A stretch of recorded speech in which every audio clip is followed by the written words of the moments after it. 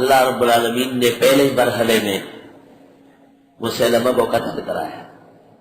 حضرت وحشی رضی اللہ تعالیٰ عنہ سیدھا گئے جہاں وہ صفوں کو ٹھیک کر رہا تھا، کیونکہ حضرت وحشی کے ہاتھ سے حضرت حمزہ قتل ہوئے تھے احد میں، اور حضرت حمزہ کے قتل سے حضرت صلی اللہ علیہ وسلم کو نہایت صدمہ پہنچا ہے، بہت زیادہ. بخاری شریف میں ہے کہ حمزہ کو قتل کرنے کے بعد جب وہ وحشی ایمان لایا تو حضرت کی خدمت میں کہا کہ میرا ایمان معتبر ہے. آپ نے کہا معتبر ہے. بڑا خوش ہوا. اس کا یہ خیال تھا کہ اتنے بڑے گناہ کے بعد شاید اللہ تعالیٰ میرا ایمان نہ مانے.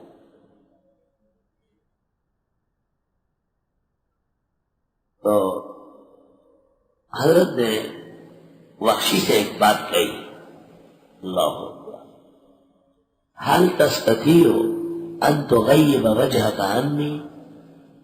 ایمان تو لائے ہو، ٹھیک ہے، ایمان مبارک ہو، میرے سامنے مت آیا کرو بہت زیادہ. اور پوچھا ان سے کہ ایسا کر سکتے ہو کہ میرے سامنے نہ آئے، کیونکہ آپ جب میرے سامنے آتے ہیں مجھے احد کا نقشہ آتا ہے سامنے، اور چچا کا قتل سامنے آتا ہے، اور مجھے بشریت کے مقتضا پر تکلیف ہوتی ہے. کہیں اس تکلیف سے اللہ ناراض ہو کر تیرا ایمان واپس سلب نہ کرے. ایسا بھی ہوتا ہے، اساتذہ و مشائخ خفا ہو جاتے ہیں تو تکلیفیں شروع ہو جاتی ہیں. زپا بندہ اور دیم چب اخلاص شب اور زگیر کڑے شیخ بابا لوی رحم کاریا اور پا دکن کے پاڑو کم نچے کے دم کا از پڑلے لوی خامار لوی اجدہا ہے، اور خامار لوی اجدہا ہے. بہرحال وحشی یہ سن کر سیدھا شام چلے گئے، دمشق. عمر پر وہی ہے. وفات رسول کے بعد جب صحابہ کو مشکل پیش آئی، مسیلمہ کے ساتھ جنگ کی، وحشی کو پتہ چل گیا دمشق میں کہ صحابہ پریشان. تو وحشی نے کہا یہ ایک موقع ہے کہ مجھ سے کفر کی حالت میں بڑا جرم ہوا ہے، میں نے خیر الرجال کو قتل کیا ہے، حمزہ کو، تو میں اسلام میں شر الرجال قتل کر کے وہ کافی ہے، انشاءاللہ اس کا مکافات کر دوں.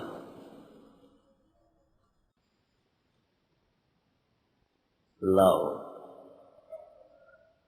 خوشحال خان خٹک صوبہ سرحد میں پختونوں کے بڑے جرنیل تھے، اور عمر بھر مغلیہ بادشاہوں سے خاص کر اورنگزیب سے لڑتے رہے. خوشحال خان خٹک اور کاکا سے بلے الرحمن ان کے درمیان رشتہ تھا. تو کاکا سے بلے الرحمت کسی موقع پہ ناراض ہو گئے. رشتہ تو یہ ہوتا ہے. بہت طویل جنگ خوشحال نے لڑی، لیکن جب کاکا سے بلے الرحمت خفا ہو گئے تو اورنگزیب کو کسی نے مشورہ دیا کہ پختونوں سے اس طرح لڑنا آسان نہیں ہے، پورا چین کابل کٹ جائے گا، راستہ وہی ہے، اٹک سے پار ہوتے ہو پشاور سے جاتے ہو، ان کے ساتھ کوئی چال کر لو. کسی نے سمجھایا کہ پختون کبھی بھی کسی کو بڑا ماننے کے لیے تیار نہیں، وہ ہر ایک بڑا ہوتا ہے، میں چھوٹا ہوتا ہی نہیں. تو خوشحال اورنگزیب نے پختونوں کو کہا کہ تم تمام قبائل جمع ہو جاؤ، میں آ کے تم سے بات کرتا ہوں، وہ جنگ ختم کر دی. خوشحال خان سمجھ لیا کہ بادشاہ سیاست پہ اتر آیا اور میری خیر نہیں. پختونوں کے جتنے قبائل تھے وہ جمع ہو گئے، اورنگزیب بادشاہ آیا اور خیر آباد کے پاس یہ اجلاس ہوا. اور بادشاہ نے پوچھا کہ یہ خوشحال مجھ سے لڑ رہا ہے، تم لوگ اس کے ساتھ ہو؟ انہوں نے کہا بالکل ہم سب ساتھ ہیں، ہم مغلوں کی ایسی کی تیسی کر گئے. بادشاہ نے کہا خوشحال مجھ سے صوبہ سرحد کی گورنری مانگ رہا ہے، تو صوبیدار مجھ مقرر کر دو. اگر تم تمام قبائل خوشحال کو اپنا بڑا مانتے ہو تو بس آج سے وہ گورنر ہے اور میں اس کے اختیارات دیتا ہوں. قبائل نے کہا نصیب ہمارے اپنے قبیلے کا بڑا ہے. ہر قبیلے کا نصیب جب وہ پل مشرش کا کرا منہ ہٹک سکو ہے. بادشاہ بولے مجھے سیاست لڑی نہیں راضی ہو تم لوگ کا نہیں. اب پھر وہ جو مجھ سے لڑنے آتا ہے تم کیوں آتے ہو؟ کہا اب نہیں آئیں گے. اب نہیں ہے. بادشاہ نے حکم دے دیا پکڑو خوشحال کے لگ. اب تو قبائل سارے چلے گئے نا. انہوں نے کہا نہیں لڑیں یہ اپنے لیے گورنر چاہتا ہے. خوشحال کے ساتھ قبائل پیچھے ہٹ گئے اور انگریز کی فوجیں غالب آ گئی. اس کو گرفتار کر لیا اور دکن حیدرآباد دکن لے گئے. وہاں جیل میں ڈالا. 2-3 سال تک وہاں رہا. وہاں خوشحال خان نے یہ شعر کہا ہے رب بندہ اورنگزیب جب اخلاص. مجھے اورنگزیب نے تھوڑا گرفتار کیا ہے کہ چھوڑ دے گا. عزم گیر کڑے شیخ بابا میرا ہمکار ہے. یہ کاکا سے بڑے رحمت کے لقب ہے رحمکار. وہ ناراض ہے. انہوں نے قید کرایا ہے. اپا دکن کے پاڑو کم نے چلے دم کا ازق وڈلے اجدہا لوئے خامار. بادشاہ نے خواب دیکھا کہ پختونوں کا ایک لیڈر تم نے دکن میں گرفتار کیا ہے. کاشغر اور غزنی ہاتھ سے نکل جائیں گے. ان سے مصالحت مناسب ہے. قبائل تو ویسے پیچھے ہٹ گئے. اب اس کو کیوں سزا دے رہا؟ تو بادشاہ نے نیند سے بیدار ہو کر 100 گھوڑے 500 فوجی خوشحال کو کہا یہ ہم وقت آپ کی خدمت میں رہے گے. جہاں آپ کہیں گے آپ کے حکم مانیں گے. 100 شاہی گھوڑے اور 500 فوجی خوشحال کے دل میں دے کر اس کو کہا چلو عزت کے ساتھ بریو اور جاؤ. کیونکہ وہاں خوشحال خان خٹک اور کاکا صاحب علیہ الرحمت کے درمیان مصالحت ہو گئی.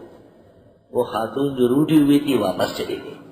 کاکا صاحب علیہ الرحمت کی خدمت میں خوشحال کی آل اولاد گئی اور انہوں نے کہا سخت جیل ہے عزت والا آدمی دعا کرو.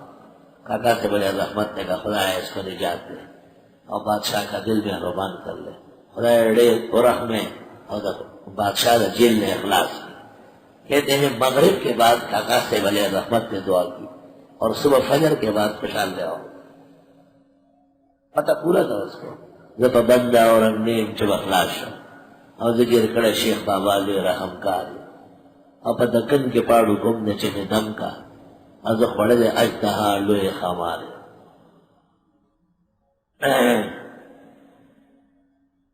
بہرحال صحابہ کرام کی گمسان کی جنگ ہوئی ہے مسیلمہ سے.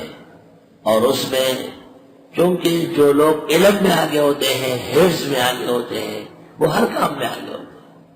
الحمدللہ دنیا نے دیکھا کہ افغانستان کے جہاد میں تمام دینی مدرسوں کے طلباء اور کیسے کیسے لوگ شہید ہوئے ہیں. آئی جو ان کی یاد تو آتی چلی گئی ہر نقش مقصبہ کو مٹاتی چلی گئی. ہمارے یہاں دور حدیث کا پہلا طالب علم تھا عبید اللہ نام تھا اور وہ پہلے ہی سال 3 نمبر خاص طریقے سے کم کر دیے گئے ورنہ وہ پورے پاکستان میں اول آیا تھا تمام کتابوں. مولانا شیر علی شاہ صاحب ان کو تخصص پڑھاتے تھے تو مولانا فرماتے تھے یہ عربی صلاحیت میں مجھ سے اچھا ہے. وہ میدان جہاد میں ابو بیدہ کہلاتا تھا اور خوص کی لڑائی میں شہید ہو گئے ہیں. ایسے قابل ترین لوگ صحابہ کے حفاظ صف اول کے حضرات لڑائی میں گھیر لیے ہو. ان الحرب قد استحر علی حفاظ القرآن. وقتوں کی ہوئی جنگ گرم شو اور قرآن حافظہ نے ٹول راہ کر